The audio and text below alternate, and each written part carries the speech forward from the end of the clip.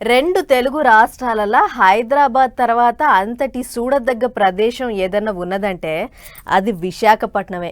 ఎట్లా అంటే glass bridge, ropeway, RK beach, Borra గుహలు, అరకు లోయ, సబ్మెరైన్ మ్యూజియము, అనంతగిరి కొండలు, కైలాసగిరి గిట్లా ఒక్కటి ఏంది దినమంతా తిరిగి చూసినా ఓడవనన్ని అందాలు వైజాగ్ సొంతం అన్నట్లు కైలాసగిరి అంటే యాదికొచ్చింది. ఆడ ఇంకేదో కొత్త అందం కనువిందు చేస్తుందట. పాటగది ఏందో చూద్దాం. విశాఖపట్నంలో ఉన్న కైలాసగిరికి పోతే మొదలు శివయ్యకు పబ్బది పట్టకుండా అస్సలు ఉండలేము. ఎందుకంటే ఆ జాగకున్న మహిమ అసొంటిది. అసొంటి శివయ్య సన్నిధిలో ఈ పెద్ద త్రిశూలాన్ని తయారు చేసిన అక్కడి మెట్రోపాలిటన్ బోర్డు అధికారులు. ఇక చూడరే ఎంత ఎత్తుందో, 65 అడుగుల పొడుగు, 18 అడుగుల వెడల్పు.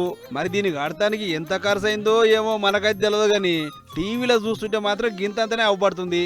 కాకపోతే పట్నంలో ఎక్కడికెంచి చూసినా చూస్తే అవపడతాడు కట్టిరాట దీన్ని. అందుకే గంత గొప్పగా కట్టిన ఈ త్రిశూలం ఈ శనివారం నాడు మంత్రి నారాయణ సార్ చేతుల మీదంగా చాలైంది.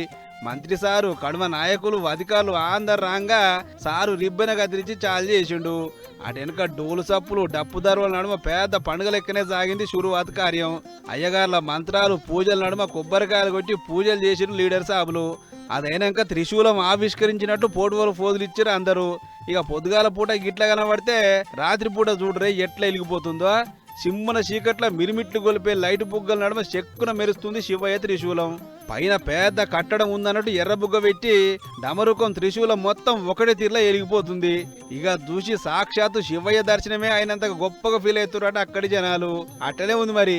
పట్నం అంతా సింహన చీకట్లుంటే కొండ మీద ఉన్న త్రిశూలం మాత్రం కొట్టొచ్చినట్టు కనబడుతుంది. ఏమంటారు?